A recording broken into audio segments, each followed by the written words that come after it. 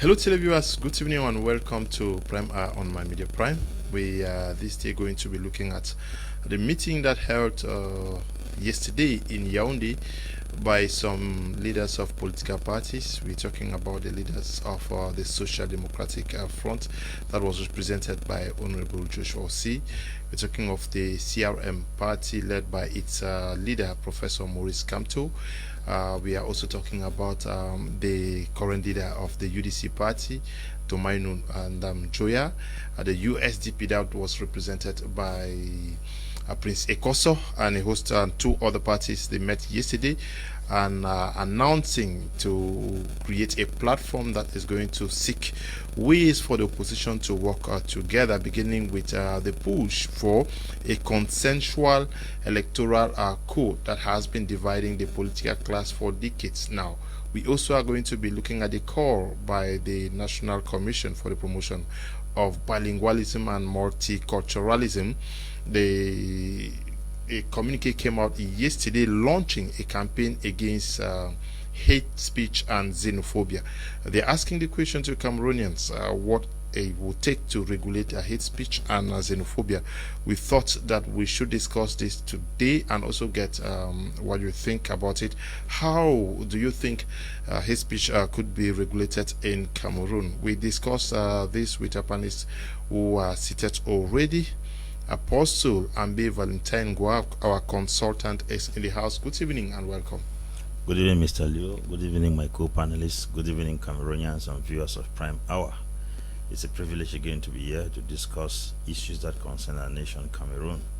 I want to greet people of the Couples Corner and encourage them for what they are doing. We also are going to be discussing with Professor Mark Anthony, who is a Pan-Africanist. Good evening and welcome. Thank you, Leo, and good evening to my fellow panelists and to the million viewers of My Media Prime. Today is another day that the Lord actually has permitted that we should gather on this particular platform to use as a means to actually educate you. And we believe that whatever we'll be saying here this evening is practically going to be for your education and nothing more. And that also is going to be our opinions.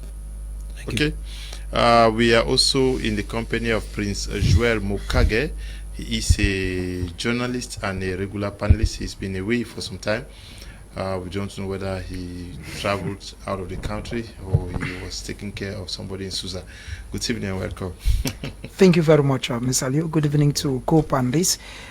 Like we did announce, special good evening to the peace-loving people of Susa and Fiko subdivision and those of Mongo, actually in Jombe Pinja, and to the people of Misaje subdivision. Okay, we are going to be struggling to get through to Ndifo Richard out there in the United States of America. Okay, he's ready. Ndifo Richard, good evening and welcome.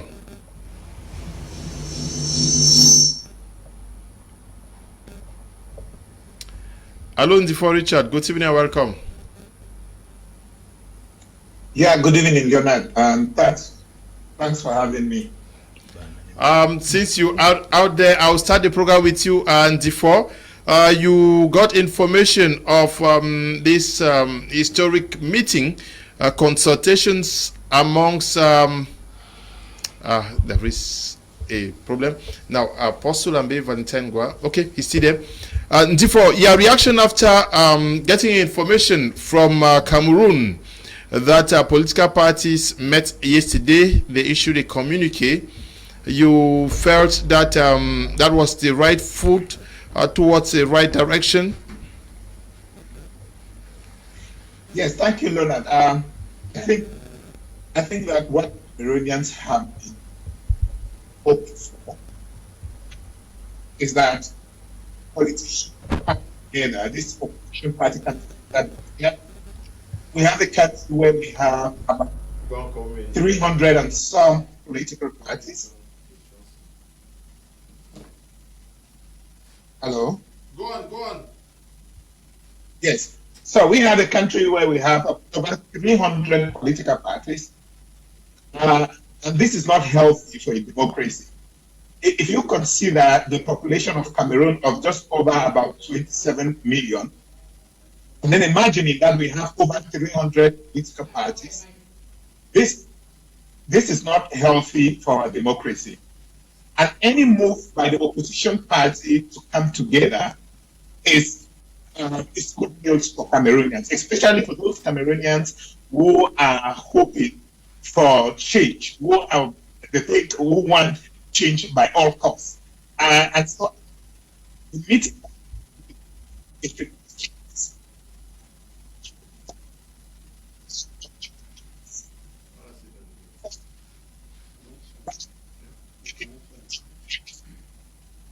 show, like somebody said, it should go beyond just the photo up. So it should go beyond just a show for people to see that they are coming together. And we expect to see something very concrete from them. You see, Leonard, initially we realized that position parties to the last minute, 5 days to the election, a week to the election, to start talking about the possibility of coming together. So if it's coming together at this time, we see how that's something any right-thinking Cameroonian, anybody who hope for change in Cameroon should applaud. Okay. Apostle Ambe Valentine Ngwaya, first reading from what transpired in Yaoundé yesterday and today. I think there is progress within the political cycle in the country. You know, we started by singing songs for that there should be a coalition among the political parties. We've sung that song for so many years, and the fact that they have thought it necessary to meet together is a giant stride, even though we have not confirmed if the coalition has taken place. And then they are coming together to approach something very, very essential, which is the electoral code, which is the major reason why the democracy of Cameroon is questionable. But you see, at times, this coalition in most countries, sometimes, if they don't achieve their primary goal, it will make the coalition of non-effect. I want to relate this to what happened in Niger recently. Ousmane Mahane contested with Mohamed Bazoum for the elections.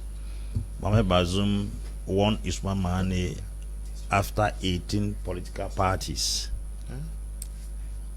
joined the opposition party, gave their votes to the opposition party. 18 political parties joined the opposition party to fight against the ruling party, yet they were defeated. And I began asking a lot of questions. Why should 18 political parties join another political party, then they are still defeated by a single party?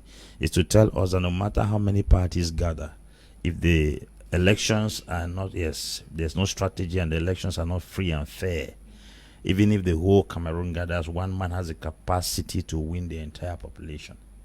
So I think this coalition is a good step. We appreciate it. The fact that most of them have stepped down from their high horses to come down and acknowledge the fact that somebody can submit the vote to another person to bring practical democracy is a great stride.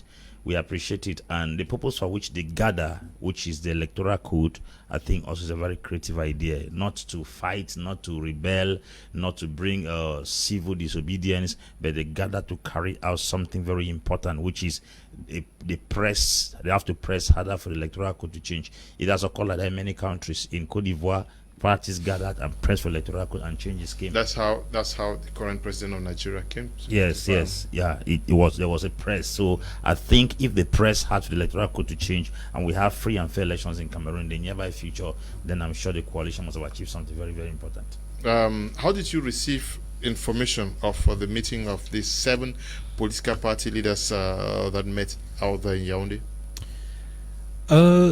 Leo, it was something that I actually welcomed, because if you look at it for the past years, it has been since 2002, it has been a cry in my heart that most of these leaders should actually come together.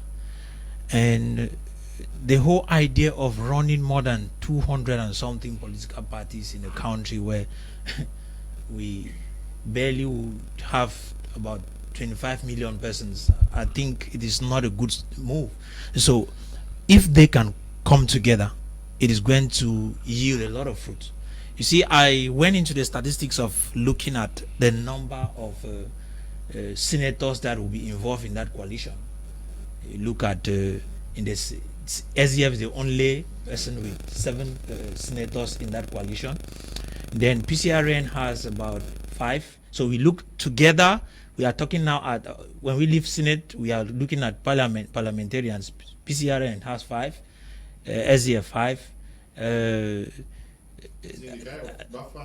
Two. As a councillor. Yes, Yeah. he has a council. So we have 16 parliamentarians in all when that coalition comes to place. Then when it comes to the number of councils, about 30 councils in the coalition. That already means something. And so if they can work together, it is going to heap some strength. And when you look also, it cuts across 4 different regions out of the 10 that we have, the coalition. So I think that their work should be focused not just only on the idea which brought them together, which was actually to reform, to talk about the reformation of the electoral code. It is something good, but there's a lot to do. And it should not just begin here and end. It should be something that Cameroonians should celebrate after.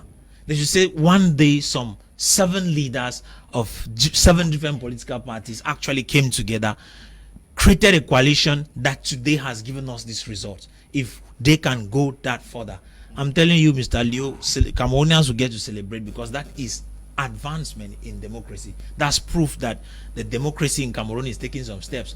You know, we have been used to hearing advanced democracy.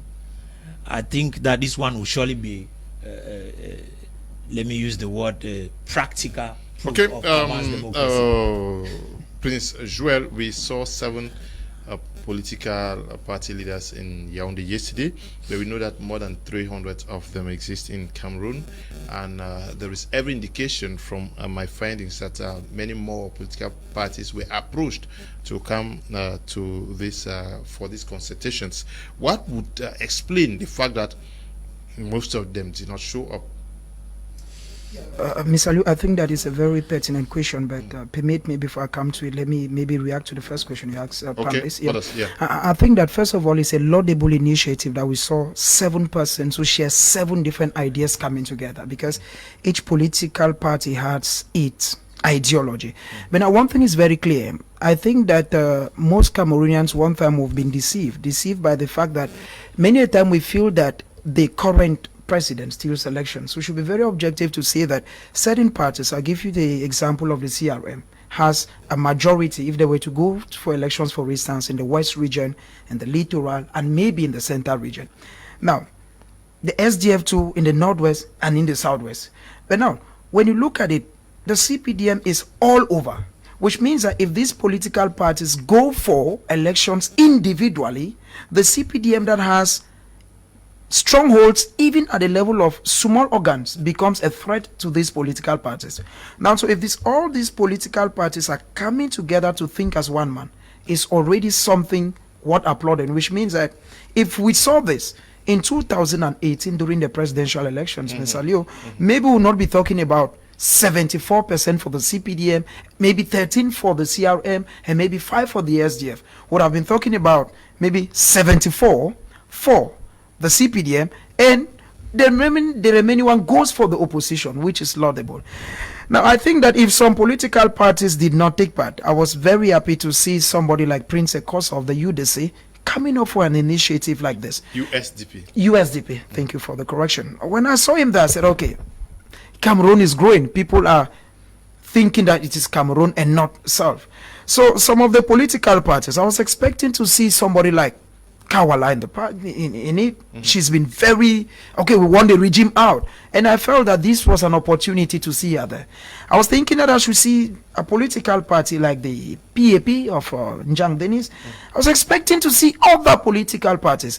Now, if they were not there, ADD of Gaga Haman. We were thinking even the AFP that is now under Sambaka. We're thinking that we wanted to see all of them come together. But look at somebody like Hilaire Zipa, who in the political landscape, I will not say it's a known name, but it's a name that is known to an extent within Douala. If you go maybe say Bamenda in Boya in Yaoundé and you call him that as a political party, some people are like, hey, who is he? Now, I feel that those who were not there, it would be wrong to judge those who were not there, but there is this issue that we've always had in Cameroon, the issue of self, the issue of egoism. Some people who want to say, okay, if we're going into this thing, if I'm not the head, then there is a problem. I'm saying so because, Mr. Liu, in 2018, there was this echo, call it rumor, that politicians, all those were coming to form something strong. But at one time, they were divided. Why? Because if we form a coalition, who heads it?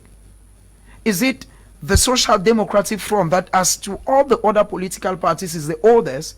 Or it is, as per 2018, Maurice Kamto, who came up and many persons saw him as a messiah. So there is this issue of self. I want to believe that, like Apostle said and Prof. Mark, that those who are not there, we look forward to days that they are going to come together and form a stronger opposition. Because, Mr. Liu, like I said before, that if we have political parties in Cameroon standing as individual, change the electoral code, change everything, you will not beat Paul Biya. I'm not supporting him so that somebody doesn't misquote what I'm saying. I'm saying so because if you want to go like Apostle was talking about the National Assembly, let's go to the National Assembly.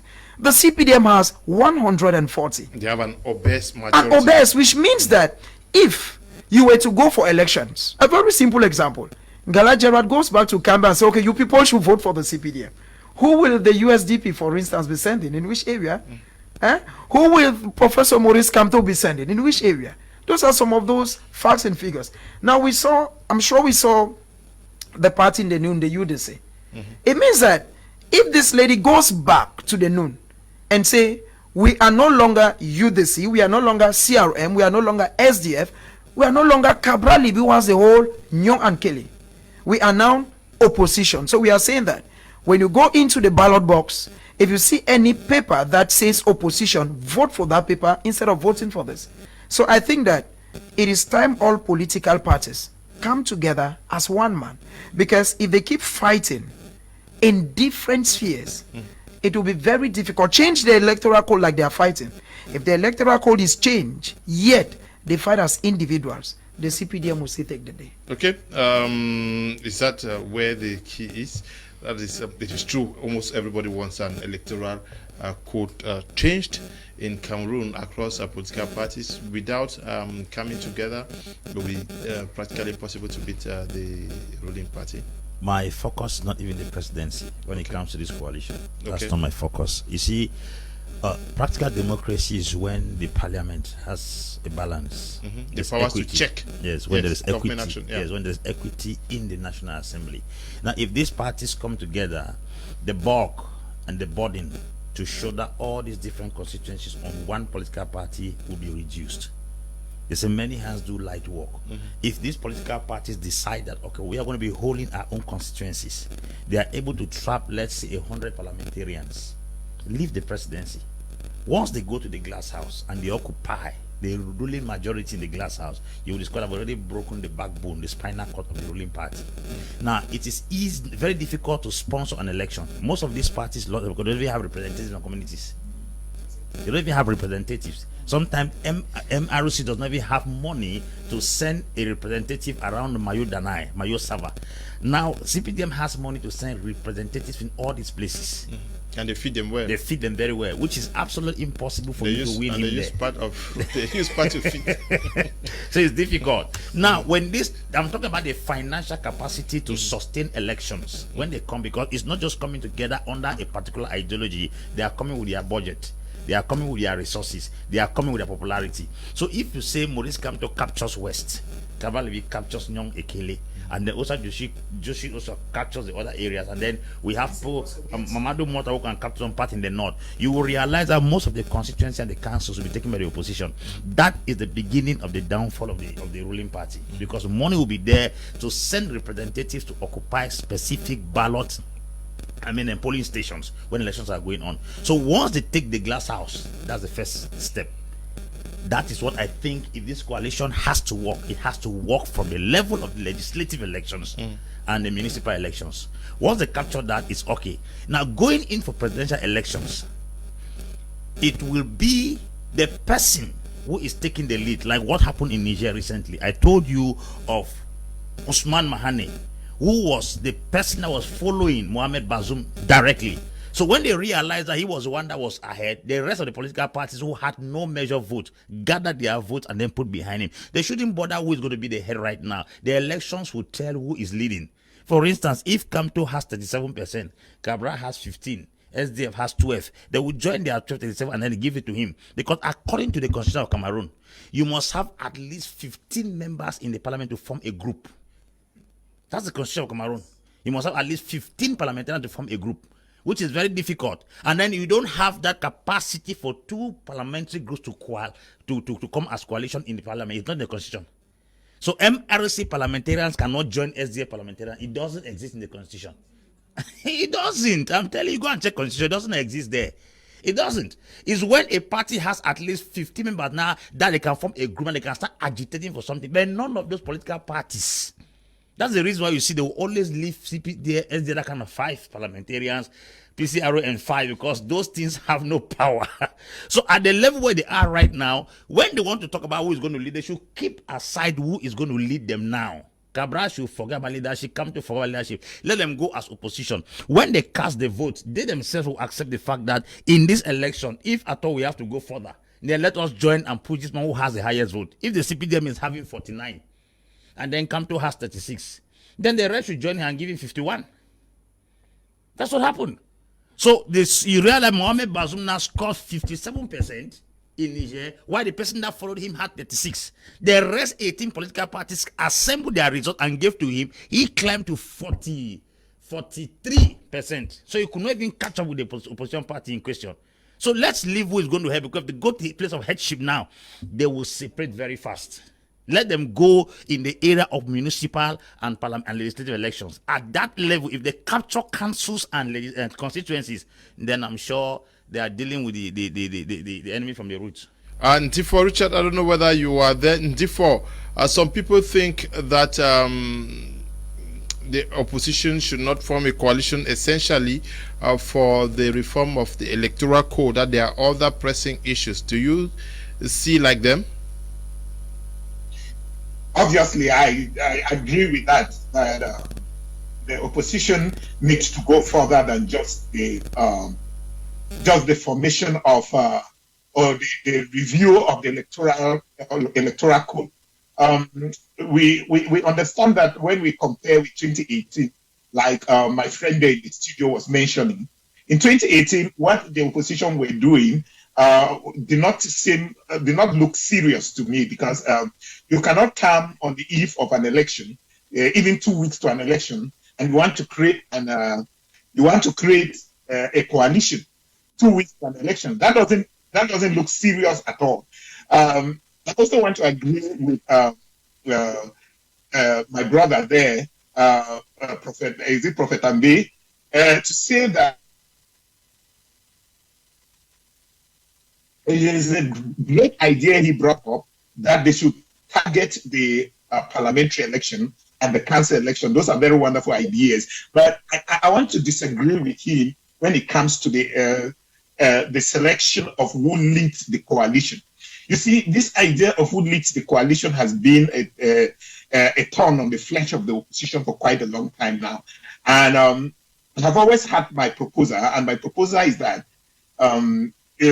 as it stands right now, we know that even this move towards reviewing the electoral code is not going to create much impact, because the BR regime is not very willing to review the electoral code to the extent to which it will disfavor them. And so they will always do everything to ensure that the electoral code stays the way it is, or if they have to review it, it will always benefit them. So what my suggestion is that what this coalition should be targeting should be a transitional government. A transitional government that will run for at least 4 to 5 years. And anybody among the coalition who will opt to say that he wants to lead this coalition will lead the coalition for the 4 years period. And within those 4 years period, what he will be doing will be to review the constitution, put in place a credible electoral system, make sure that we have an independent judiciary, and make sure that the powers of the president is limited, because we have, well, what we are going through now, the president's power is overbearing. And then also, that coalition should be made up of a transitional government that will have all the members of the coalition be part of that government. So whoever leads the coalition and up to lead the coalition should know that after the transitional period of 5 years, he will not be eligible to run for the position of president in the next 2 terms at least.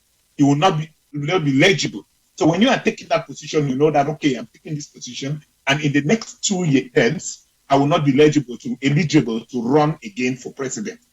So I think when we put that kind of stopgap measures, it's going to water down the tension and the competition over who leads the coalition. Yes, the idea of saying that the person who have this number of parliamentarians should lead and all of that.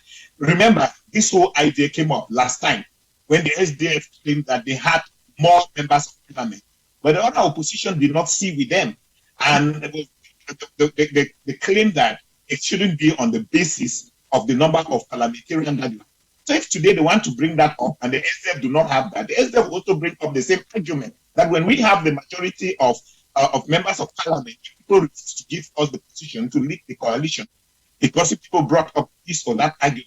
So in order to avoid all of this kind of conflicts, I think they should just get to putting a stopgap measure that will ensure that whoever takes position to lead is not going to run again next 2 terms. Okay, thank you, Andy, for Richard there. What other pressing issue do you think this opposition party should form a coalition for, that is press the government for? Because the primary motive is government fix the electoral code. Yes, but do you think that the coalition should expressly say we are forming a coalition also for this? Mr. Leo, I am a Cameroonian of English expression. And so the primary thing that I should be telling any coalition that should want to gather should be the problem that is pressing right now in the Northwest and Southwest. So that, to me, is one of the very first things that they should put into their agenda of coalition. So if they have to actually create a coalition that is going to affect Cameroon positively, let them press on to solve this particular problem, because when they do that, they'll have more credit than they already have right now. If they succeed in pushing the government to the place where the government can solve this particular crisis in the Northwest, Southwest, I want to tell you that people will see them as solution providers. People will see them as kind of saviors, and if they are seen as saviors, then that will have increased their political gains. And if they have more political gains, that already gives them an opportunity to actually be certain that in any election that is forthcoming, they can get a greater share of the votes that will be coming from there. And apart from that, there is water crisis that is happening almost everywhere, and electricity problem everywhere. I think for more than 10 years today, we have been talking of water, changing it from water is what to come water, but we are not seeing any progress.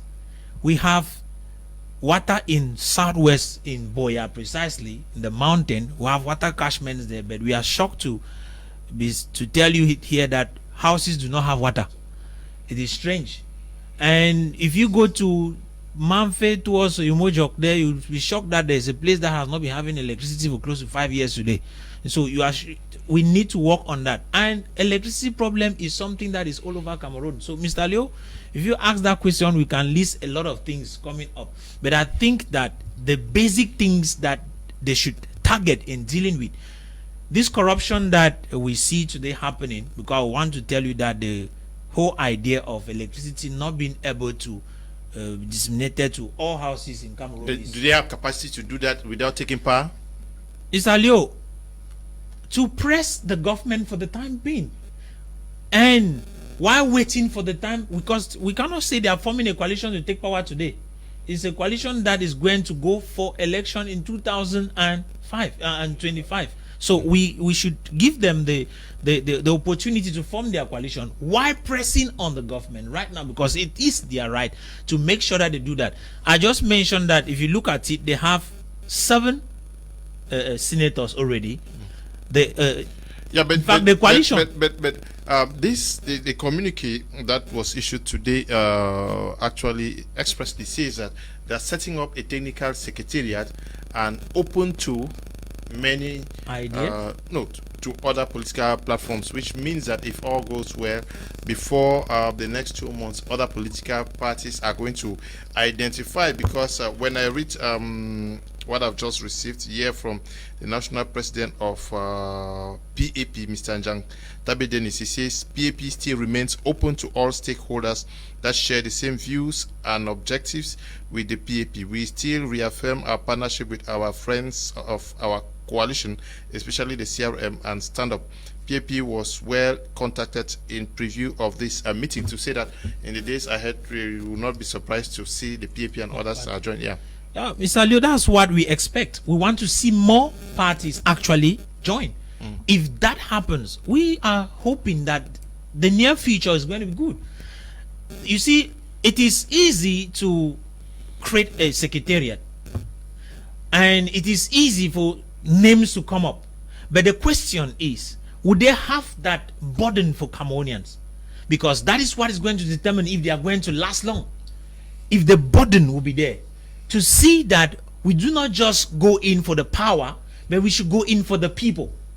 If they desire to to come together, they should begin with, do we really have a primary reason? What is that primary reason for coming together? Is it just because the one that they should work on the electoral code, reform it? If that is just it, there is a problem there. But as you ask me, Mr. Leo, it is necessary that they look for issues that are pressing, that actually concerns every Cameroonian on a daily basis. As the people get out there, I want to tell you this: move around. Everybody is crying electricity. And if that can become an agenda in their project, which they tell the world, this is what we have. Okay, some people will say, okay, these people are thinking of us, because the intent is to get the people's heart. Okay, it's not just to create a coalition; it's to get the people. But maybe if they also press on it, it may prick the government to act in that direction. But strictly speaking, Prince Joel, if the government were to accept to fix the electoral code as it stands, will the opposition take power? Is it possible? Mr. Liu, if the government were to fix the electoral code, I think that the first thing, I think Apostle said something, I want to tie and differ with him a bit. When we say that the coalition should target councils and parliamentarians, this is something. The electoral code itself, if you go to a polling station, in a polling station you have the representative of the local administrator, who is the DO. In a polling station, you have the representative of the political parties. It means that they think everything stems up from who is at head. I think that if the electoral code were fixed, there is possibility for power to change hands. Why am I saying so? I'm saying so because Maurice Kamto, for instance, who has a strong hand in the West region, has a relative strong hand in the littoral and the center, is already sure of a certain percent. The Social Democratic Front of Nijon Funi, that was represented by Joshua, was the first vice national president. The Northwest and the Southwest, before the crisis, we know very well that has been the strongholds of the Social Democratic Front. We are already talking about progress. Look about the UDC. We know very well that the UDC has a stronghold in the Noon. There's already a percentage there. Look at Cabral Libi, the PCRN, in the Nyong and Kele. That's what I'm talking about, the whole Sanaga Maritime. Now, if these people, Prince Ekoso also of USDP, if Prince Ekoso at the level of the Southwest in Fako, he already has something. Jang Denis is talking about his open. It means that if we're to talk about Jang Denis in Manu, that's already speaking something. And I feel that if all these political parties come together as one man, because there is something I've said, if these political parties, Mr. Leo, keep fighting as one man, change the electoral code, take even away the divisional officers from the polling station, take even away any representative and say, go in there and vote, the CPDM will still win. I'm saying so because when it is elections time, each minister goes back to his own constituency. Yeah, but reorganizations are going on now, and I see the CPDM making sure that their militants are registered. They have a that's why I'm saying that. What I'm saying here is, I listened the other day to one of the big hands of the CPDM, Gregoire Warner, on his sister channel, on a 101 program. He was talking about how they raise funds during their central committee. You understand? And that is one of the things Apostle raised, the issue of funding. Because if you go, for instance, in Misaje, and the people were to vote, they know two political parties. They know the SDF and the CPDM. They do not know about the CRM. They don't know about the USDP. They don't know about the CRM. But now, if these political parties were to come as one man, that's what I'm talking about. It means that a poor mama who finds herself in one primitive village, in any village in Cameroon, knows that I'm going in there to vote either the CPDM, or I'm not voting Maurice Kamto, I'm not voting Joshua Osi, I'm not voting Prince Ekos, I'm not voting Njang Dennis, I am voting all of them. That is why when you look during municipal and legislative elections, let's take the case of municipal for instance. When you go to vote, you do not, I may hate Cum Leonard for instance, but there is a list of militants of the CPDM or of the SDF. I may hate Cum Leonard, but I'm going to vote. My hatred for you will not cease me voting for that political party. So when these political parties come together as one man, that's where the issue is. Even if we're talking about light, who controls light? We're talking about water, who has water? You don't need, a coalition cannot be formed to march a protest. We saw what happened on the 22nd of September. You don't form a coalition and say, okay, we have decided all Cameroonians come to the street now. A coalition, the objective is for powers to change hands. If powers do not change hands, we cannot be talking about the Anglophone crisis. The Anglophone crisis will be solved at the National Assembly. Okay? Because we've seen people, we've seen people who've come out to march. We know what the Social Democratic Front said. We will not go for these elections because of this. What has changed? The crisis is still ongoing. Maurice Kamto said something, the same thing. The crisis is still ongoing. The issue is they should come as one man. Once these political parties, Mr. Liu, reason as one man, and they keep away self, like my brother Nzifo said, the issue now is not who leads. Let us keep leadership aside. Can they think as one man? Yes. If they think as one man, then the ballot box is open. When they're going to the ballot box, it will either be green or yellow. If you want the CPDM, you go for green. If you want either the opposition, not a political party. They did a reason like that, then we are one step. Cameroonians are one step towards victory. Okay. As if they were not in victory already, yeah. Victory against... Okay, the CPDM. That has been there for 36 years. Okay. If not, they will sit there for more years. So, Mr. Liu, I'm saying, Mr. Liu, it's not an happy issue. What I'm saying is that without this coalition, in the year 2025, we still have municipal, legislative, as well as presidential elections. And people Probably will still win. Probably will still win. If we, this is the truth. The electoral code is made in such a way, and the way these people are divided. Stay individual for 100 years. The head of state, Paul Biya, will keep winning. Yeah, Apostle Ambe Valentine Angwa. Now, this was just a meeting held yesterday. Today they're announcing the creation of a technical secretariat. Practically speaking, what do you expect to see happen after this? This meeting, that was, you put it this way, the meeting physically held yesterday. Yes. They've been consenting before yesterday. Sure. Yes. For them to have come and immediately they are sending the secretariat means talks have been going the background. Now, if they are setting up a secretariat, it means they are serious. True. That's a clear sign, because we've heard, or in the past, we saw several made attempt to gather. Even Professor Maurice Kamto has gone and gathered, and then they'll snap pictures even with Eddie Kawala. They snap picture and told that there's a coalition. And then very soon elections were coming. Lady Kawala to explain that she was not part of that gathering. So this one that they are setting as secretariat means I've already set up a budget. They've already set up a team of people who are going to be working in the secretariat, and then they already have a plan carved out. That's real business. Now, the second challenge we have that I think this thing may go further is because the arrogance amongst these leaders, that has been a wall that has separated most of them. I'm sure that wall has been broken down. You know, sometimes it is circumstances that break your pride. Mm-hmm. Individuals have made effort by themselves to take part. They have realized that they are not competent enough to face the CPDM. So the only way to solve the problem is to bring a coalition that they can be able now to fight the CPDM as one man. Mm-hmm. Because CRM felt like they could fight government, but government has cracked them down. So how is government going to be cracking PCRN, crack SDF, crack CPDM? It means they want to crack the whole nation. So this time around, the force is going to be very difficult to reckon with. Now, why I'm saying this coalition is very important is this, Mr. Liu. Most of the times we criticize the fact that CPDM did not win elections in the country. It's a lie. It's true. CPDM will win elections on certain reasons, and I'm going to give those reasons why CPDM used to win elections. There are many villages and communities that political parties do not have one representatives. No representative there. We have 56 divisions in Cameroon. In all the divisions, the CPDM has SDOs and DOs there, right to the local community.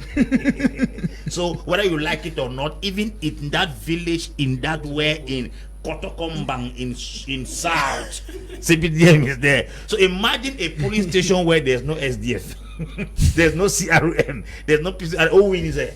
Automatically there's lone CPDM representative that is there. Vote. Whether they are voting or they're not voting, he will steal the vote. It is certain. So elections need money. And that is one of the things we have not known. Now sometimes Mori Kamto can win Arambo Naberi and they say he has won. No, he didn't win. He won in a location. You can go somewhere around with the Kumde. With the Kumde, CPJ has an SDO and a DO, and the DO has a quarter head.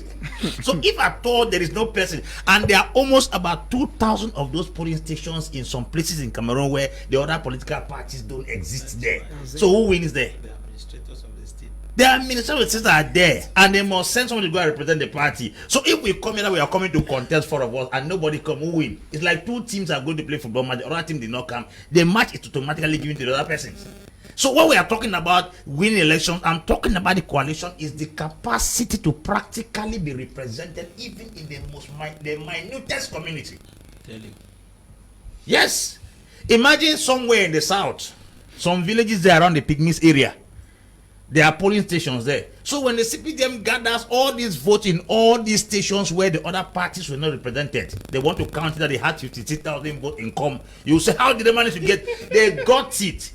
Either by putting it by fire by force or by bamboo. There was nobody there to fight. Nobody was there to There was nobody check to fight. So the government has a grip. So this coalition, to me, what I think is that it's going to give practical representation to all political parties in the remotest areas in the country. Number two, their budget will be heavy enough to sponsor delegates to go represent them, so that people will not, because there is no way you can keep granite close to a rat and not steal it. You eat it. They will eat it. So if they say the CPDM should steal vote, were you there to catch the vote? There was nobody there to see him steal. A thief's strength is only when there's nobody seeing him. So I think we have to go to the point of this coalition. And this coalition is going to help them. It will increase number of delegates, it will increase finances, and it will give parties representative in certain particular locations. So they can go there when they are voting, they say, we were here to witness the vote. Yeah. Very true. We saw what was going on here. CPD did not win here. Somebody can go. If you look at the case of Nigeria, when Atiku Abubakar was sitting Buhari, they were Abubakar sent people in every community. So where Buhari stood, they had to record with cameras. There are people who are not even in those places. Some places don't even have network. You don't have phone. You don't have who is going there. They will say 30,000 people in this community, 29,000 people voted CPDM. Sometimes not up to 10 people voted there. But because there was nobody there to fight. So the CPDM has the wherewithal. It has the human and the financial resources to penetrate all the nooks and crannies by their different divisional representatives to make sure the elections are given to them. So this coalition, to me, I'm still singing it. It has two functions. It's going to give human resource and financial resource to be practically represented in all police stations. And by that, it can give them strength to really contend and contest. Okay. For Richard, I want you to react to Bertila Ta writing from Douala. He says, good evening, Mr. Leo and all the panelists in the studio. Multipartism is instead helping CPDM to torment the country. Do we need more than 20, 30 parties in Cameroon to show how vibrant our democracy is? That question is pretty much obvious. It's clear that the number of political parties that we have in Cameroon is not healthy for our democracy. I already said in my earlier intervention that 300 political parties in a country of just over 27 million people.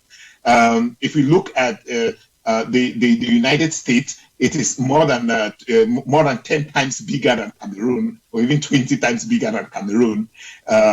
Yes, it is true that the United States had some other political parties, but we know that the United States has two main political parties. Having said that, Leonard, I would like to pick from where Apostle Ambe ended. Apostle Ambe made a very, very, very pertinent issue there about the availability of resources. And what I wanted to say is that many of us seem very excited by the fact that this coalition has come. But I want to say that this coalition will not succeed if they alone will have to march this forward. What am I saying? What I'm saying is that to beat Bia, we need much more than just a group of politicians or opposition coming together. What do we need? We need Cameroonians. Cameroonians should not end by making noise on social media, insulting opposition party, blaming opposition party leaders and all of that. Cameroonians need to work to see the change they want to see. If I take what Apostle Ambe said about resources, where will these opposition party leaders take the money? What we are talking about here, we are talking about billions of resources. Where would they take this amount of money from? Even Bia cannot get that money from his own personal account. If he is having that money, it's because he is using state resources. He has state resources at his disposal and he's using that for his benefit. So what am I saying? What I'm saying is that these guys need our support. We, the ordinary people, we need to do financial contribution. If we want to see change, we need to sacrifice. We need to make contributions to this coalition. If this coalition has set up itself and it's strong enough, we as Cameroonians need to contribute financial and material support to give to them, to push them through. Not only the financial and material support, we need to volunteer and help them. If they need, we should say that I can say that, okay, I am going to Furawa to represent the coalition in this particular constituency or in this particular place. We should be able to stand up. Cameroonians who want change should be able to stand up and support this coalition by representing them in those different polling stations. Because if we say that they should mobilize the kind of resources that is needed for them to win, if they have these 7 people or even more of them coming together, they are not going to make that amount of money. They are not going to have that. We don't have the business magnet. Even we are making comparison with Nigeria. Look at what happened in Nigeria. Nigerians came out. They supported Buhari when they had that coalition. They supported Buhari financially. Nigerians gave their hard-earned money to push Buhari. We saw what happened with Barack Obama when he was running as president. It was ordinary people who contributed $5, $3 to support his campaign. We cannot keep on saying that we need change and we expect the change to without working to see this change happen. So what I'm saying is that Cameroonians must be ready to support these guys because they alone will not be able to do it. So we should not be overexcited and think that with just this coming together, we're going to succeed. Okay. Now, Is this the time to start preparing for the 2025 elections? We saw the coalition that brought Buhari to power. It was constituted, I'm sure, 3 years before the elections. Yeah? Yes, Mr. Leo. I think it's an obvious situation. If they are going to actually win in 2025, it is now. Because you can't wait until when you want to sell the fowl that you start feeding it. Because you want to take it to the market, then you start struggling to feed it. You will not pick on it will not pick weight. There will be no weight. So I think this is the time. The fact that they came up with this idea of coalition now, I think there is an agenda behind it greater than the one we can see. There's something bigger than our eyes can actually meet. They who have been talking from behind then came on yesterday and sat and came today to announce to Cameroonians that this is what we are doing. They have a plan, and I'm certain that they are looking at 2025. And if they are looking at 2025, the beautiful idea that our brother Antifo just gave there of Cameroonians needing to rally behind them is something that should not begin in 2025. It is something that should start now. Now, they should be able to make sure that information is disseminated to an extent where each Cameroonian, wheresoever they are, can buy the idea and start running with it from where they are. Because I'll be sincere in telling you this, Mr. Leo, Cameroonians are actually bitter from within. And the best way to dissolve this anger and to make sure that it disappears is for this kind of platform that these 7 persons have, or 7 parties, political parties have come together to create. If this becomes solid, a lot of anger will disappear, because people want to identify themselves with what they believe is going to win. And when they do that, I would want to tell you that 2025 will be something that Cameroon had never seen before. You just mentioned Buhari. If you discover the way he came to power, it was cooked from behind. Persons gathered, finances came, individuals. So at the end of the day, they had the manpower to face the entire nation, and they did it and succeeded. We might want to talk and look at even Chitezeki of Congo. How did he come? It is still almost the same thing. So I think that if we are going to, these political parties want to see results, they should prepare well. And now is the time. I want to applaud the fact that they already came up with such an idea. And I want to applaud the fact that they are setting up a secretariat. That's when you see somebody, for example, if somebody wants to start a business, if you see the person go and rent a particular place for store, be certain that person is serious with what he's doing. And so the fact that they are going for a secretariat, I am sincere. I want to tell you that they have a plan. Okay. And we are ready to back that plan. I mean, Cameroonians are ready to back that plan if they stand strong with it. Yes, the Bible says that the spirit is willing now, the flesh is at times weak. Is this not also time for these political party leaders to tell their followers that stop insulting this one, insulting this one, and that they should swallow their respective positions and ignore the weaknesses they see in others? Because if you are going together, you should not insult, now you should not fight. Sure, Mr. Leo, there is something. When we talk about solidarity, like Mr. Antifo was saying, I've seen Cameroonians show solidarity. I'll give you 2 examples. When Cabral Libi, before he joined Professor Mokuvondo, Parti Unive, he came up with something called 11 million, the 11 million, and called for assistance. I have friends. I have people who gave even 100 francs, 200 francs. Because the truth is, Mr. Leo, Cameroonians are thirsty for change. When you see something every day, even if it's what it bores you. Now, Cameroonians contributed, which means that if these people came together, the human resource part is there. Another example is Professor Maurice Kamto.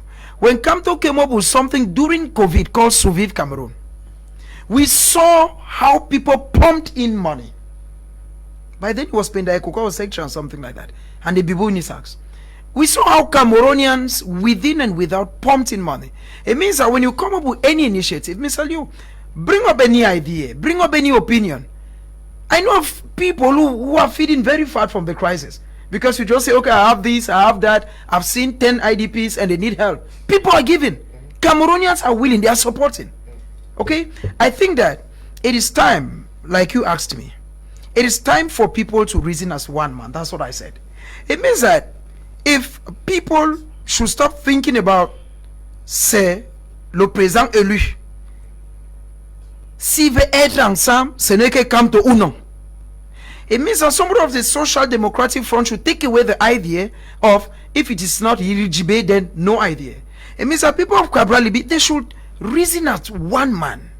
Because if they don't reason as one man, like you asked, it's a very good question because they should go back and tell their followers, we have today come out in a gentleman agreement that we are thinking as one man. I've seen a communique already from the PCRN party. I'm sure either tomorrow or Monday we are going to, that is explaining the reason for the meeting. Sure. For the militants, yeah. Mr. Liu, and something I must add, since we're talking about a lot of, he who has the power has everything. One thing that we need to also add here is the fact that since this meeting was held backstage, when it came to the public today and there was a press conference at 2, do you know what disrupted? Yes, today. It was disrupted. The administration came in. No, you don't hold this meeting.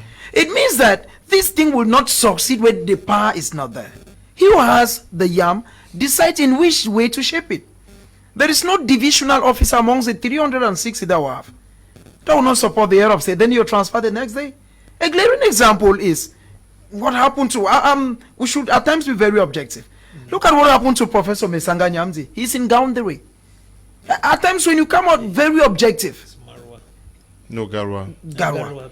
Yeah. A faculty of the University of Ngaoundé. You're first of all removed as head of department from IRIC and you're sent to go lecture. It means you're not going there in that capacity of head of department. You're going there as, because you're transferred. Transferred means you're going to maintain your position. That transfer now is a punitive one.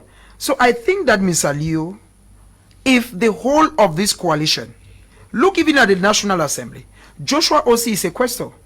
He's already part of it. Cabral Libi is one of the secretaries. It means that even within the coalition, there is already some kind of, like Prof put it later on, there's already some kind of power that those who are forming it have. Because if you form coalition and at the end of the day, you're not aiming for power. Because he who has power has everything. If you look at the way Cameroon is made, it is very true that we have the executive, the legislative, and the judiciary. But in Cameroon, you will not separate the executive from the legislative. In Cameroon, you will not separate the legislative from the judiciary. It's like everything is turning around the same person.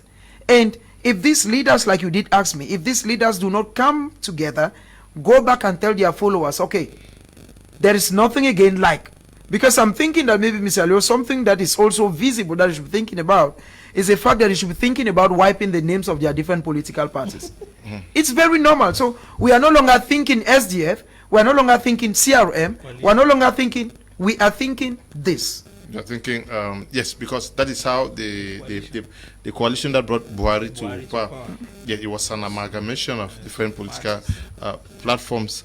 You think that this big man, I am the big man of this party, I am the longest serving, all of that should be forgotten for now? One of the most confused multi-party system I've ever seen is the one in Cameroon. I just have to be very sincere, Mr. Liu. By the grace of God, I've sat on different platforms and TV platforms. It would be amazing to see that these political parties who are not even in power fighting against each other. PCRN's target is not CRM. That's true. The enemy of PCRN is not SDF. The enemy of SDF is not Modegna. The enemy of Modegna is not Kamto. They have one enemy. It's a party in power. And it will surprise you to realize when they come on TV platforms, the PCRN man wants to rub down the MRC man. That's not your enemy. That's not your target. Discrediting another political party that is not even in power is a confused approach to multipartism. I think when political parties come on TV platforms, their primary objective is to make sure they smear down the party in question that is in rulership. Power. Not the one that is not even anywhere and you are fighting. So you see a PCRN man come on a platform and sees an SDF man sitting on the other side. He leaves the CPDN that is in power and begin to attack him by the SDF man. That makes no sense. And this idea of who is head and who is not head, the truth is this. I have said we should stop electing head of states in Africa. We should start electing a head of state. Ahead. Because leadership is the capacity to take people ahead, not to occupy headship. A lot of people are occupying headship who are not taking anybody ahead in life. Now, let's look at the credibility of the leaders. Because we are not just looking for a leader. We are looking for somebody that is competent enough to manage affairs. Amongst all these leaders, nobody will tell you who is a leader. It's a crowd that will tell you who is a leader. These leaders believe that they know. There is a population that will tell you. Most of us, we come here and we talk. It's a crowd that will tell you who spoke well and who didn't speak well, who is doing well and who is not doing well. That's the truth.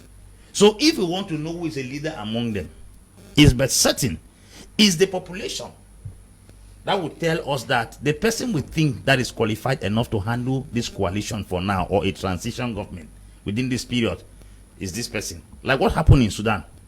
When Omar el-Bashir was kicked out of power, there was an executive council of 11 members, 6 civilians and 5 military generals.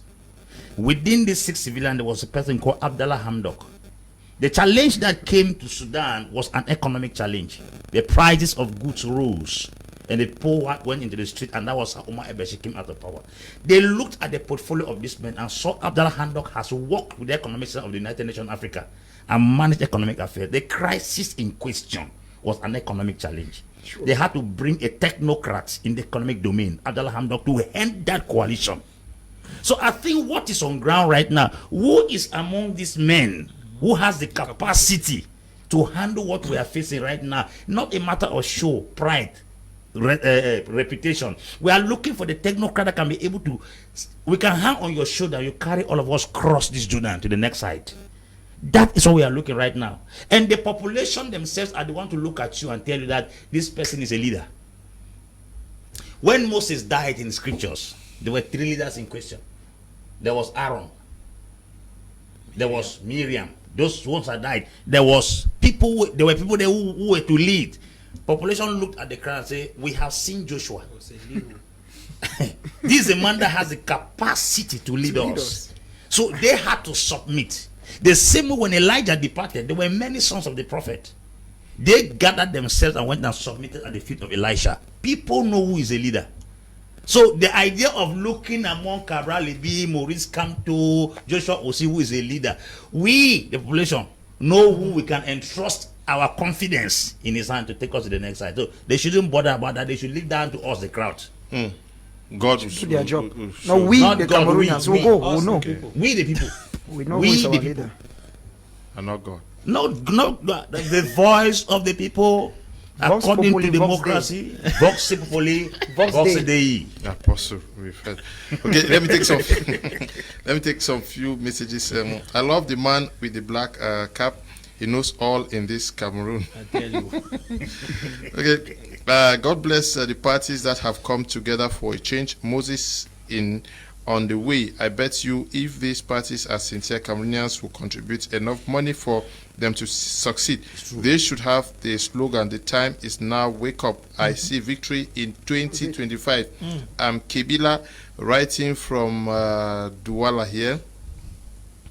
Good evening, Mr. Liu. Just want to say my parents and I are really enjoying the program. Your programs are always interesting. Thank you. Okay. 1992 SDF won presidential elections, but magistrates said hands were tied. Now, will magistrate be changed in case of any consent? Mr. John is writing from Bamenda. Good evening, Mr. Liu. Is Florian from Obili. Yaoundé, I like the show. Florian, good evening to you. Thank you. Good evening, Mr. Liu. Dr. Nde, who has died.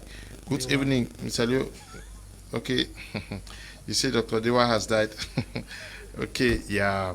Very sad situation there.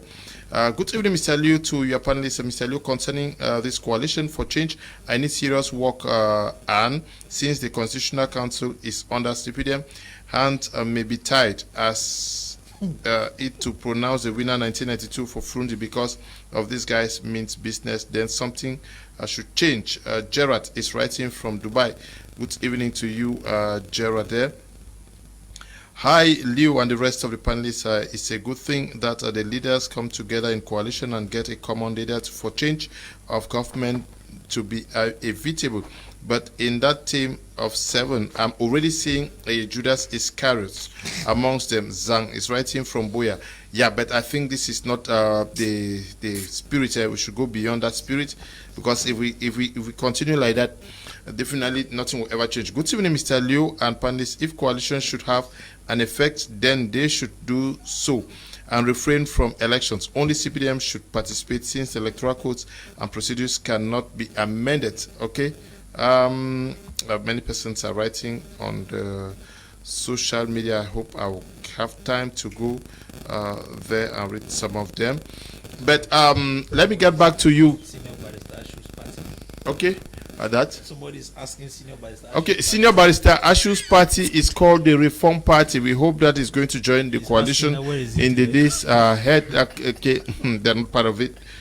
So now he was here with us yesterday and did not make mention of the. We hope that he's going to join the rest. But over to you, Ndifo. Richard, let us look at what the key objective of these consultations that took place out there in Yaoundé yesterday had to do, or has to do, with the electoral code. Fundamentally, what, according to you, is supposed to be changed in this code? Leonard, before I come to that, permit me say one or two things in reaction to what you read in your text messages and what the other panelists were saying. Somebody just made a statement there that you quickly dismissed, and I'm happy you did that. And I was supposed to come to that, because when I read what PAP wrote, the PAP, what they wrote in their communique, somewhere they said some of the individuals in that in coalition, they are doubting. I think that is not the spirit that we want at this moment. And I think Cameroonians should shun that kind of spirit. They should shun that kind of skepticism, that kind of doubt that people are trying to put into the minds of others, because that is exactly the same reason why we are still where we are today. Each time any strategy is brought up, you have people coming up with negative ideology to water it down. Having said that, the next thing I want to talk is about this issue of opposition party attacking each other. I think that this coalition should put in place, first of all, the members of the coalition should sign an undertaking that anybody who goes out to the media and says anything that discredit the image of the coalition will be sanctioned, or maybe they should even just ban any kind of statement from any of the members of the coalition that would discredit the image of the coalition.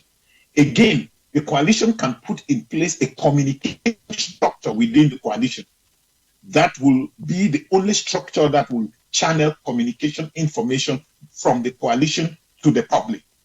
And also they can put a conflict management structure within the coalition that will manage differences and arguments within the coalition, so that they don't allow it come out in the public, because those kind of statements and arguments that comes out in the public, like what happened with the SDF, is not healthy for any group, because it sends out a very wrong signal and a very wrong message. Now, coming back to your question, sorry I missed it out. Can you just rephrase your question? What needs to be changed in the electoral code? Because almost all of them are saying that they want a new electoral code, or some aspects of it are changed. Yes. First of all, we know that a lot, whether we like it or not, have been done to improve our electoral code. Without being biased, I would like to give credit to the SDF for doing a wonderful job in pushing the government to have improved the electoral code to this point. Because before now, what we had as the electoral law and the electoral system per se was a total sham, especially when we have to do with things like electoral register. The electoral register was a total confusion where somebody registers in Manu and finds his name in Boya. I think that has been handled to some extent. We don't have that kind of terrible mistakes, and we understand that there is no system in the world, even in the United States, that is perfect. There is always some small issues that need to be fixed. The fundamental issue about the electoral system as it stands is the management of the electoral of elections. The management of the election is not independent. The body, the organ that runs the election in Cameroon is not independent. In as much as we continue to have the members of that committee being appointed by the President of the Republic, there will still be doubt in that organ.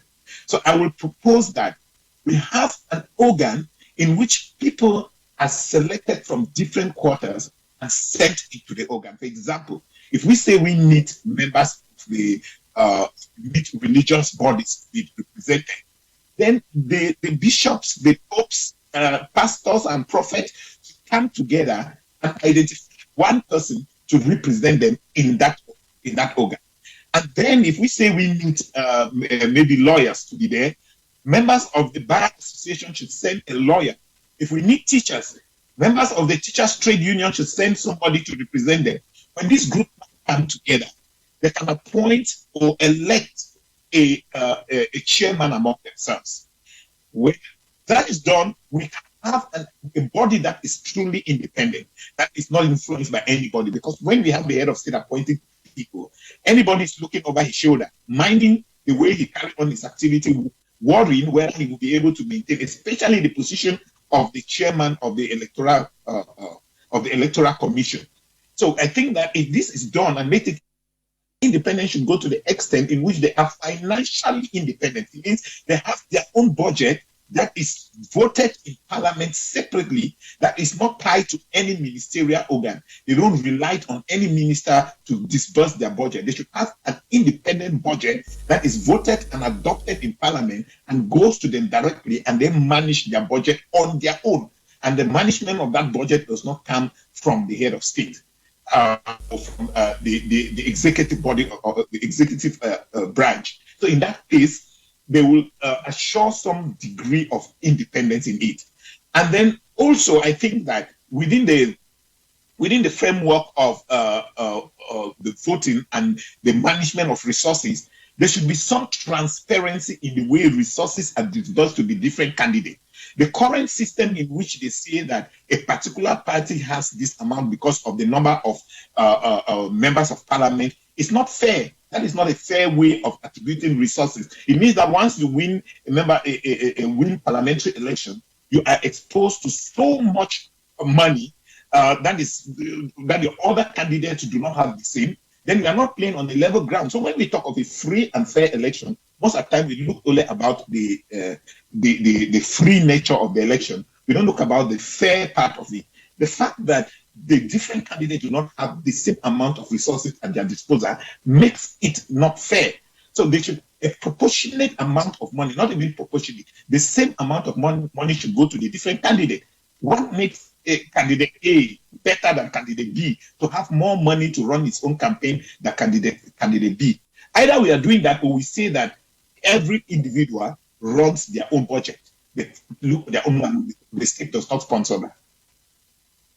Daisy writing from Kumba says that good evening, Mr. Liu, and to all the panelists, Mr. Liu, you are doing a good job. All your topics are always very enriching and interesting. Coalition is a good thing. Let the opposition parties take a bold step, work as one, and make things right. They should make sure none of them will derail from their goal. More grace, sir.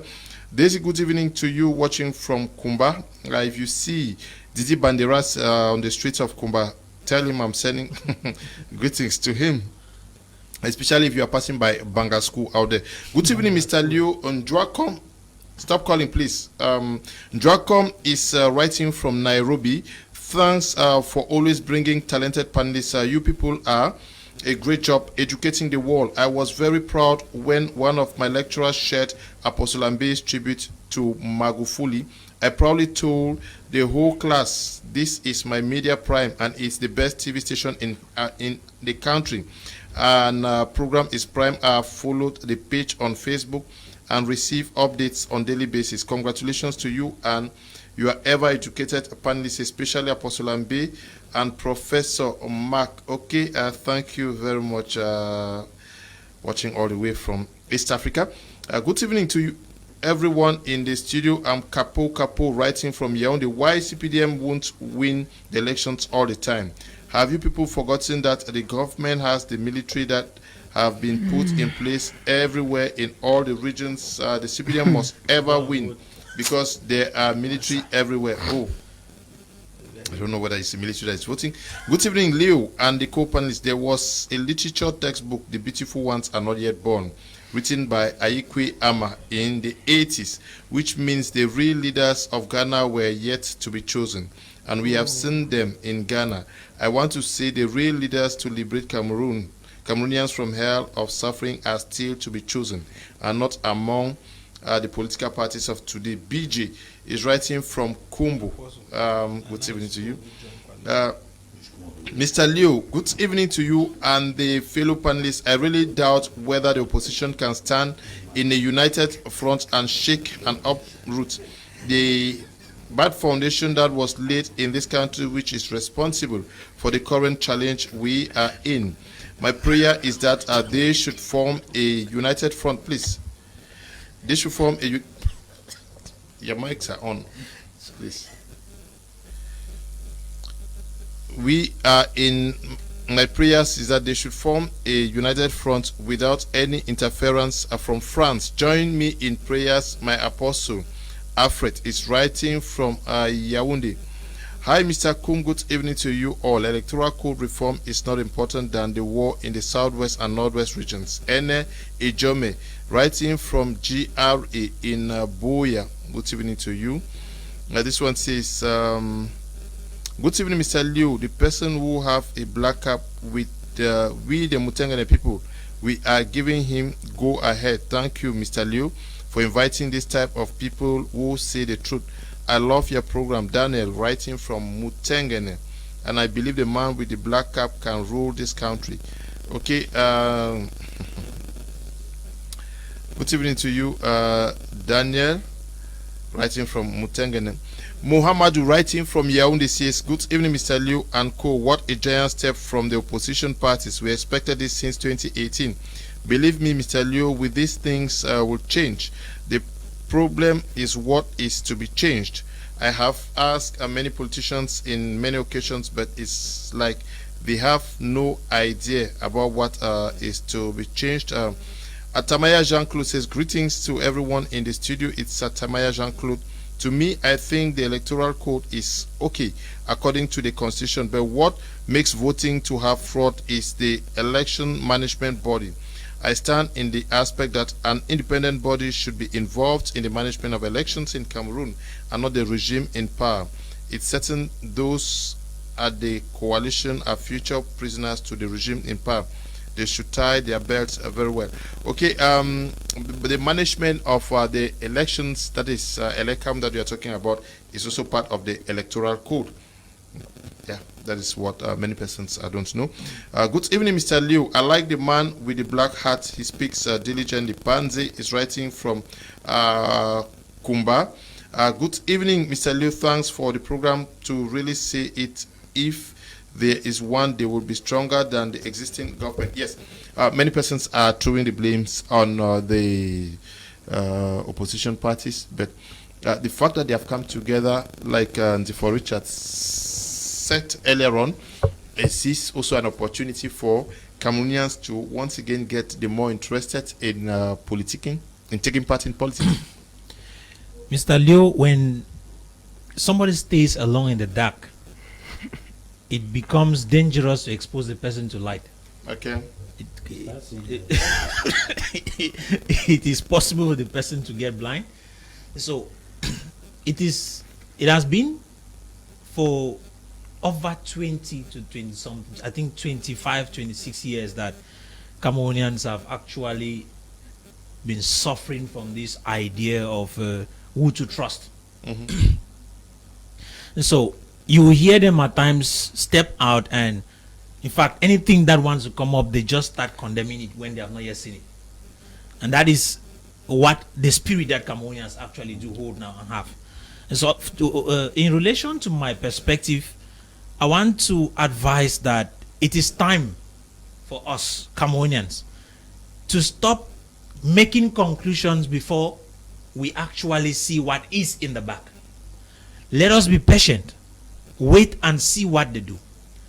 The whole idea of this coalition is so powerful. I would not want to say it is timely because it's coming late indeed, but we want to appreciate the fact that they came up with the idea.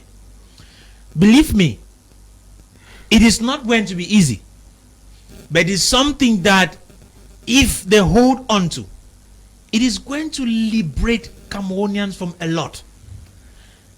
We can have hope that we could have a lot of changes. I love some of the panelists who said earlier that the target necessarily is not the presidency, but the changes that we might see in the coming days, if in case these guys work together. So I want to, Mr. Liu, I think I've just diverted a bit from your question and I'm talking to Cameroonians because I believe that some people have doubts, a lot of doubts about what is going to happen. Mm-hmm. So I think that it is not time for us to start the judgment. Let us give time. Let's wait and see. And I think it is time for Cameroonians to rally behind these people. We might not know who might be the traitor because somebody said, I'm already seeing Iscariots. The traitors you are seeing just based on your past stories and past history that you have gone through. I believe that even though those men are not angels, they can do something that will help Cameroon. So if they came up with the idea, it is a possible direction which each and every one of us should be willing to follow. Let Cameroonians rally behind them. Let Cameroonians not doubt them. Okay. So let me use this opportunity. I said 2 days ago that I was pleading that I've received many calls from some women in Tico. They called crying that they needed my assistance. Another lady called me from Bamenda. Some guys called me from the prison in Boya. And I said I don't have money to assist them. I was asking you people to help me to be able to reach out to them. So far I've received 2,000 from Esther in Kumba. I've received 2,500 from Maxel Su Akombo, who just sent 2,500 this evening. Please, I'm begging, if it is possible, help me to reach out to these persons. They call every day and I cannot help them. Just see if you think. And I said I will use 2 weeks to plead with you people who are watching. If you think you can help, join me so that we can assist them in any way possible. Now, the population, they need to mobilize themselves, and because you want people to bring change. True. But they cannot change without you now. Mm-hmm. Sure, Mr. Leo, there is this issue of voters' apathy in Cameroon, because many Cameroonians, you talk to one mama, maybe in Imunia, in my 16 in a corner, she will tell you, I'd go vote with you. Because if I vote or no vote, probably I will be president. So there's this conception that irrespective of they vote or they don't vote, be a head of state. And I think that to take away this conception, it's true, it's not going to take a day, it's not going to take a week. It's first of all proving that those who have formed the coalition to the mean business.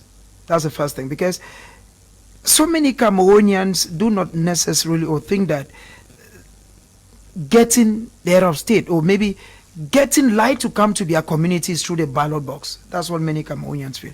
And this conception can only come up if the coalition today shows business. It means that the coalition should not only form the secretariat like they've done.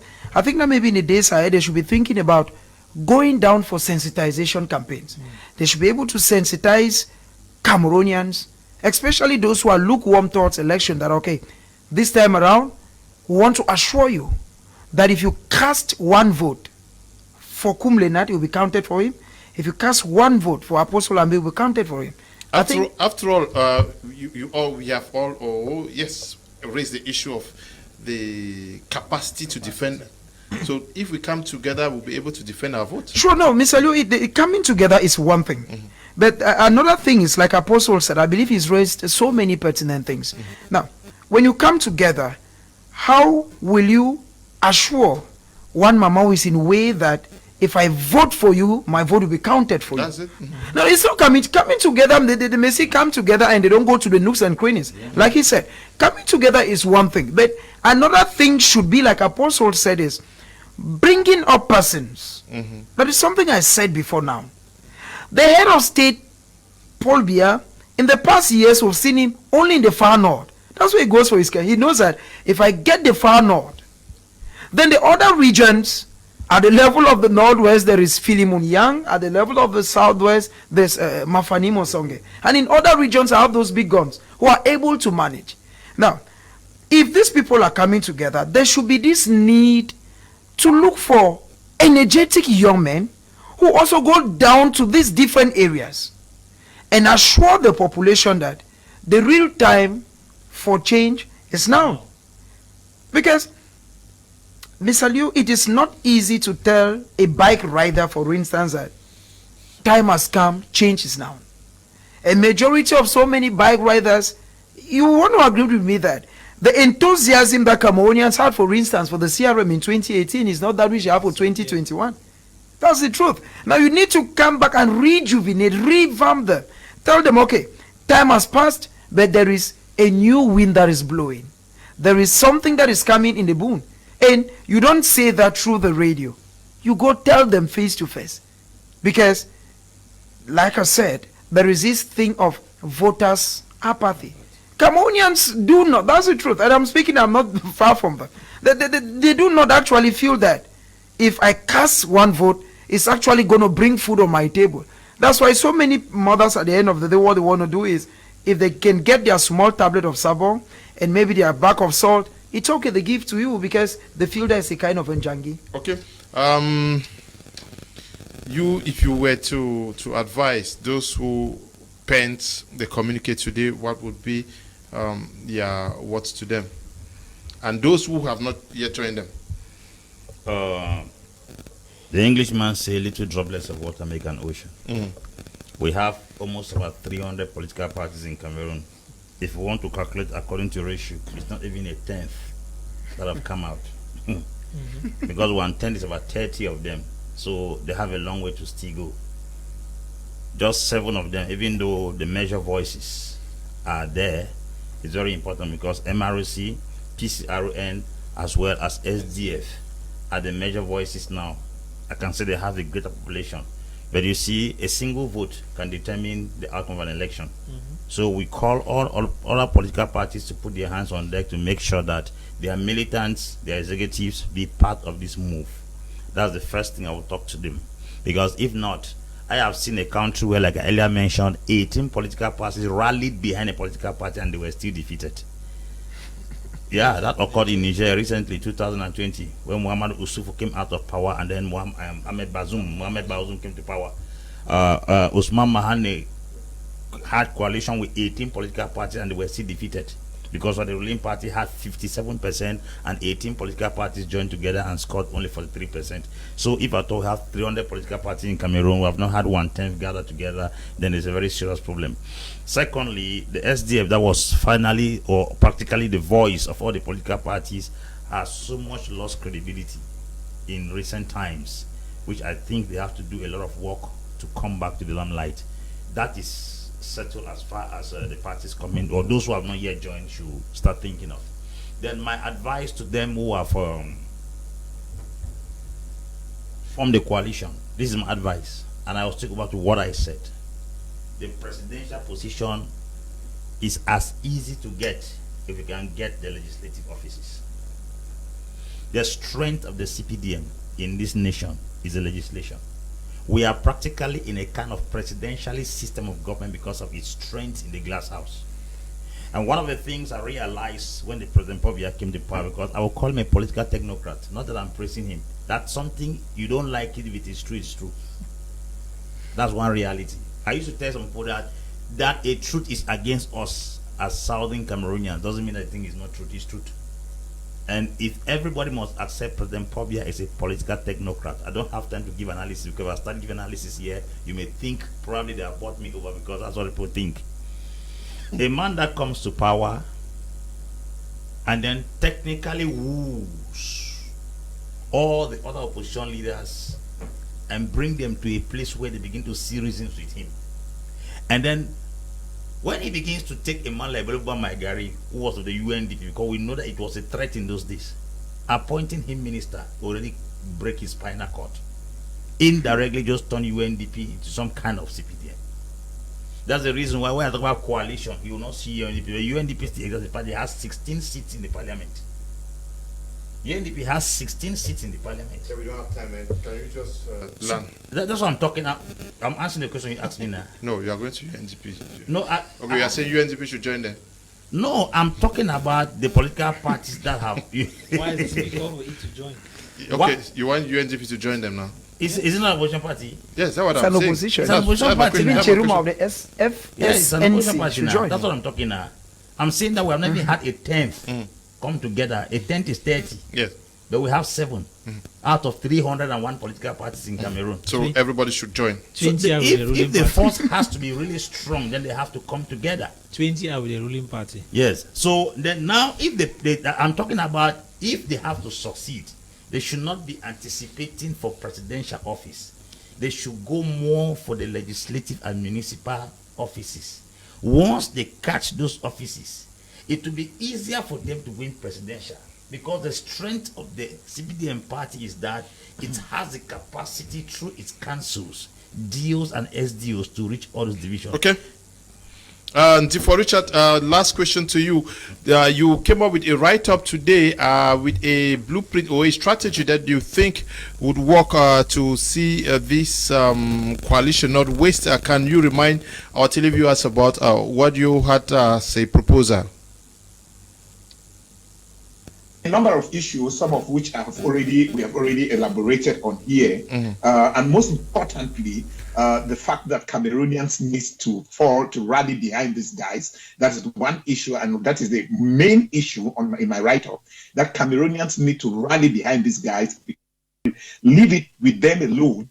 We are not going to go anywhere, because it is not just about them coming together. It is about Cameroonians rallying behind them.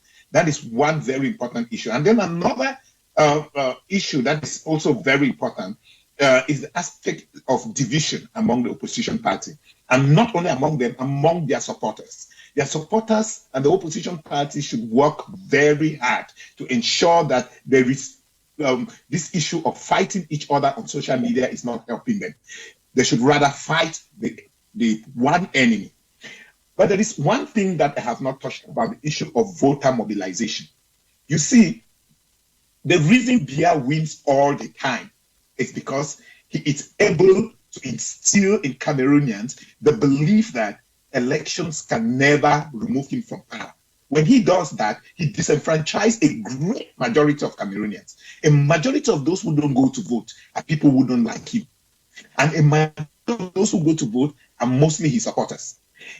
We have been boycotting. We have used boycott as a strategy. My idea is that, can we try something else now?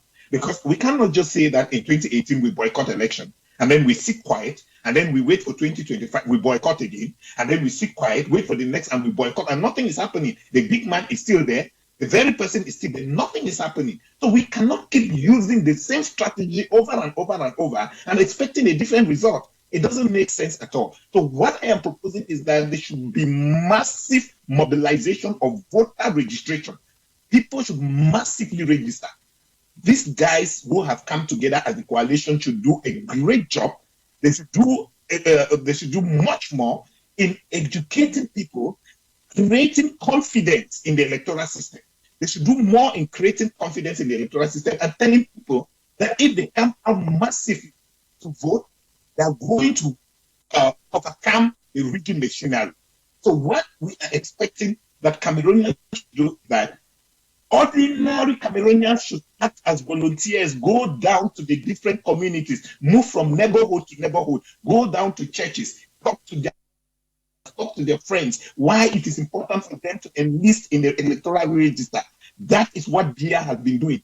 Bia sent his army of militants and elites on the grassroots. Why the opposition keep wasting their time on the social on media houses castigating the electoral system? He sends his army of elites to the rural areas, to the communities, to tell them to enlist in the electoral register. That is where his power is. We should stop wasting our time condemning the electoral system because Bia will never change it. Bia is not willing to change it, and he will not change it. Work with what we have. Try to overcome what we have. We cannot keep sitting there and complaining about the electoral system. Cameroonians should massively, not only massively register to vote, but talk to their friends, talk to their relatives, their neighbors. Talk to them to register in the electoral list and massively come out to vote. Let us try that other option and see how it works. We should massively vote. And not only massively vote, Cameroonians should make financial and material contribution to coalition. Make financial contribution. Okay. Offer your time, energy, your resources to sacrifice and volunteer. Go to the different polling stations. Help them to campaign. Help them to stand and act as Okay, Ndifo, thank you very much. Ndifo Ferdinand says, I expect to hear from your panelists more essential issues that makes electoral reforms indispensable. Distribution of seats, South region, 400,000 people. They have 11 MPs. Northwest has 1.9 million people. They have 20. I agree totally with what Ndifo Richard is saying. Good evening to you, Deputy. You must be watching us from one corner in Bonaberry. Deputy, for long, you have not called me over. Please invite me out. Good evening, Mr. Leonard, and greetings to all the panelists. Cameroon's democracy have no hygiene. Democracy is a competition of ideas. All Cameroonians are same in situations that each and everyone describes the president. Cameroon have the better president in Africa, and Cameroon particular. His workers failed him, so we should not blame him. Let us forget about our differences. Let us make Cameroon great and great again and again. Thanks. It's Ben writing from Kribi. Ben, good evening to you.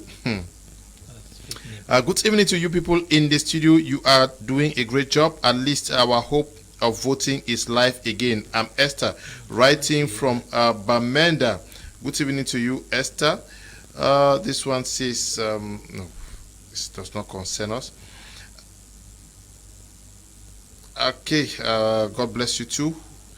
And for Emmanuel says, greetings to all the panelists, especially Prince Joel, who was my Form 5 classmate in JHS, Mr. J, in 2011. The initiative by some opposition parties is what we have waited for a very long time. Never too late. We are behind them. And for Emmanuel from Virgin Land in Bamenda, okay, good evening, Prince Joel's classmate. Good evening, Mr. Liu.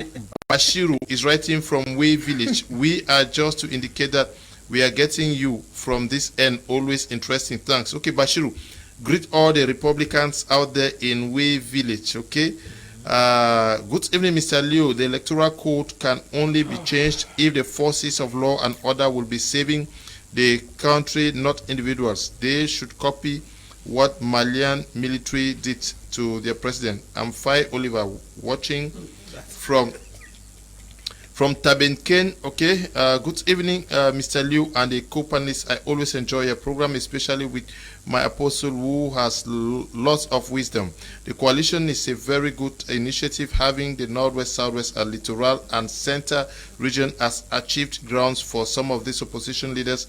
I do hope and encourage this team to be strategizing for 2025 with the main focus on the northern part of the country, because that's where I believe the ruling party mostly obtained victory in all forms. Franklin is writing from Yaoundé. Good evening, Mr. Liu. Please tell Pastor Ambe we need him to be leader of this country. He's very intelligent. Okay. Good evening, Mr. Liu. I had lost interest in elections in Cameroon because both the opposition and the party in power are not helping the common man. Thank God for this initiative has come to stay. Then some of us may have a rethink. Mr. Kumfred writing from Limbe. Good evening, Mr. Liu. Thanks for your very objective program and wonderful panelists. One of the greatest problems this coalition will have is the ability of some other local TV stations going ahead to have programs criticizing it, and those involved in it. Most of the media are very good at sabotaging others, but we pray this goes on well. Nelson is writing from the United Arab Emirates. Lambert says that Mr. Liu, the mindset of some locals, especially the Anglophones, is that whether opposition or not, they want independence. How will you convince some in Shukov to vote, knowing well that his or her vote will be considered? Okay, Lambert Kiven writing there. Good evening, Mr. Liu. This is interesting. It is a nice stand by the opposition parties. Hope they will be able to stand the test of time and make history. Unfortunately, no matter how hard they try to change the system, their greatest challenge will be the population, who are ready to sell their entire future for a cup of salt and bread and sardine. So they should be able to strategize on how to get the population vote for their ideologies than for their stomach. Babila Brian is writing from Bonaberry. Thanks, Mr. Leo, for the show. Civil servants should not do partisan politics. Polycarp is writing from Bamenda. Good evening to all of you watching us. We use this few minutes to say what for the question that was posed yesterday by the Bilingualism Commission. We are asking, how do you think hate speech and xenophobia can be regulated in Cameroon? It is a funny question that they are posing, because already they have the instrument for that. And the Bilingualism Commission was set in order to resolve such kind of problems or solve those kind of questions. I think that the law that came, I think it was 2019, that was actually promulgated to in 2019, is actually a solution to the hate speech problem. Because when you go looking through that particular law, you realize that there is punishment that is attached to hate speech. But what happens is the inability to put those laws into practice by those concerned.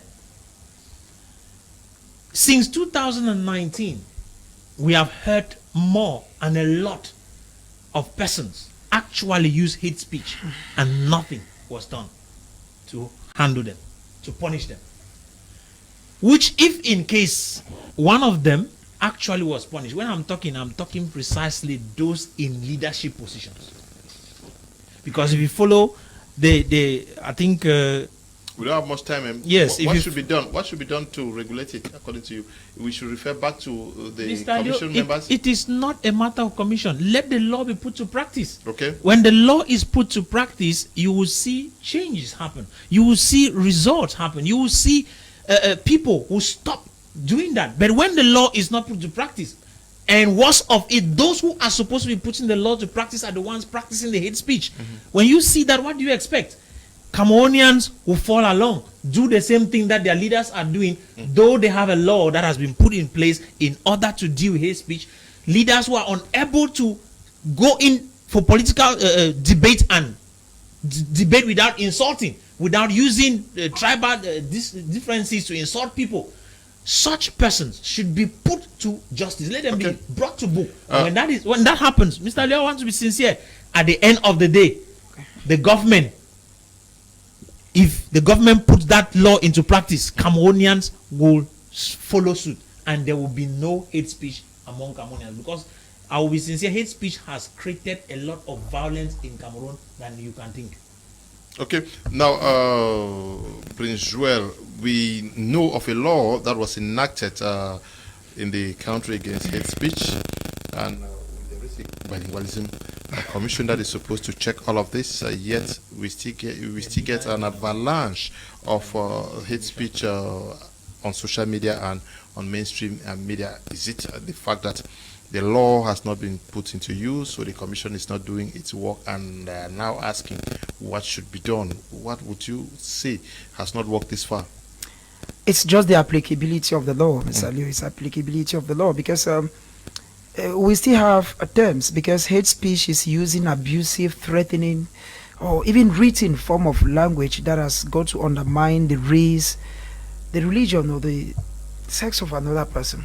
When you say, for instance, that regalo bamendala, and those things keep coming up, because we are living in a society where when you cannot comport well, you cannot be well in the society, right? Bamenda. I feel that the problem here, Mr. Liu, is the law itself. Like Apostle Ambe was saying, we've seen traditional rulers who've come out and tell a group of persons who are giving you till tomorrow to quit this area, and the law does nothing. It went viral on social media. When you have ministers who still use languages, one minister held his cup of palm wine, was drinking, and said, even if they kill the whole Northwest, est-ce que ça m'empêche de boire ce verre, ça m'empêche pendant si vous voulez. Now, I think that the problem is the law. Because if we do not, because Cameroon is very good at, our laws are very good, Mr. Leo. At one time, there was a decision that had to do with indecent dressing.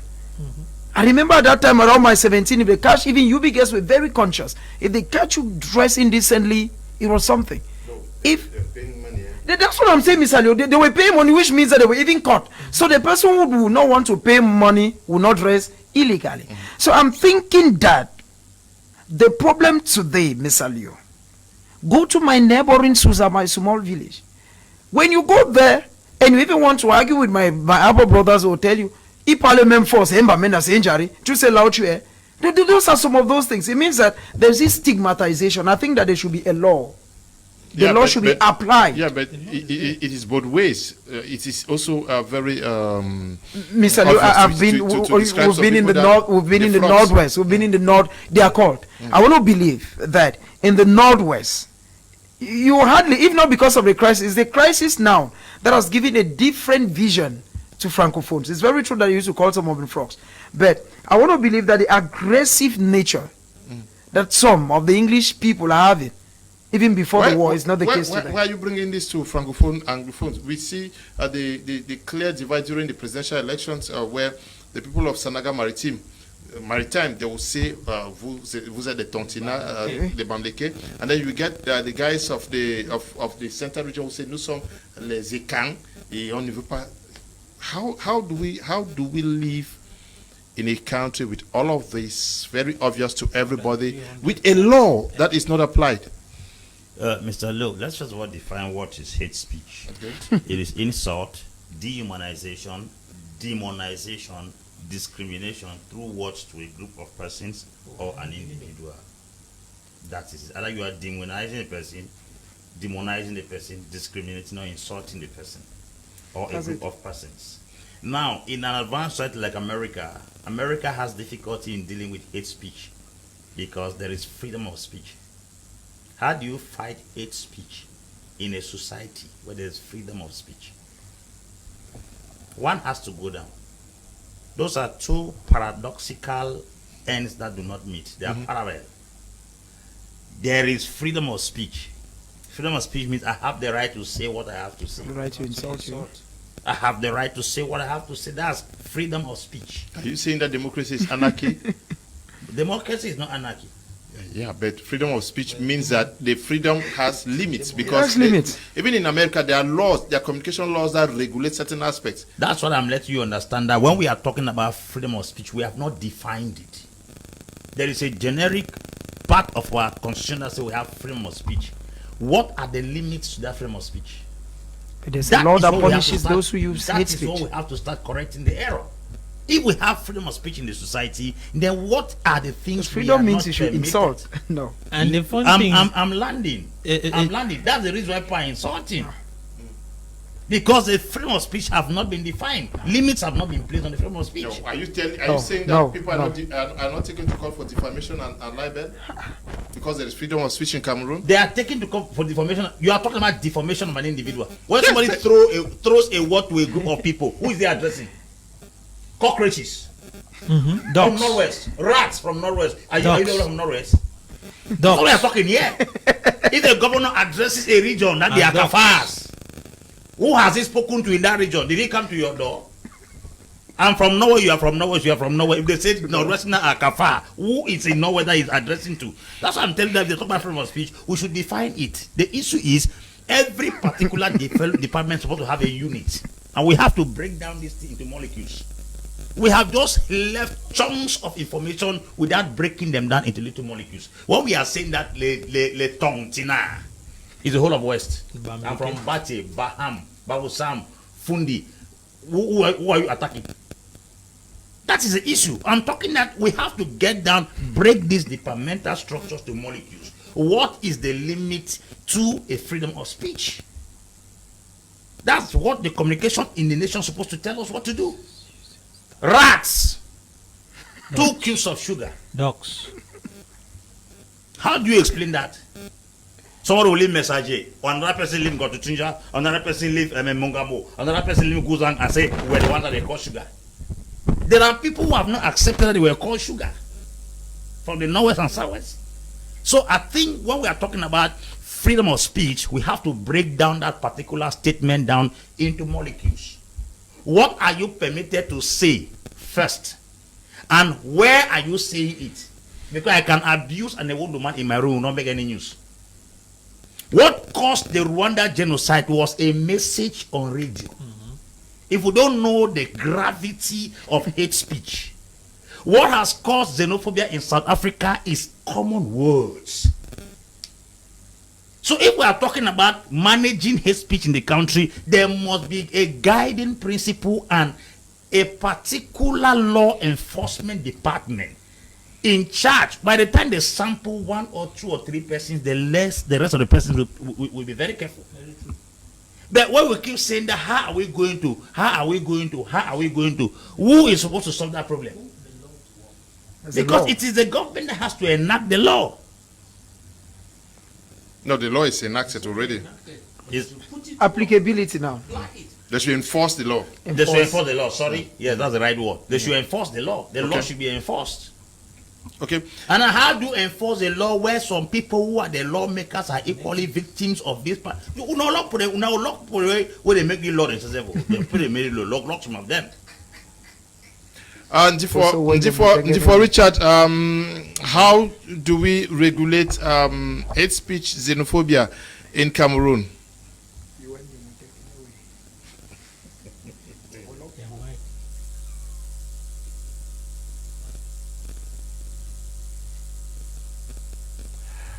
Seemingly there is a problem with Ndifo. Yes, I'm here, Leonard. It Okay, looks like my go on. My mic. Yes, my mic was muted. Okay. So what we are saying is that I said, like Apostle Ambe just said, we already have laws that regulate hate speech in Cameroon. The problem with the enforcement of that law is that there is a selective enforcement of the law. If somebody, maybe, let me just say, an Anglophone court for Francophones who are living in the Anglophone region to be chased out of the Anglophone region, that person is going to face the heavy hand of the law.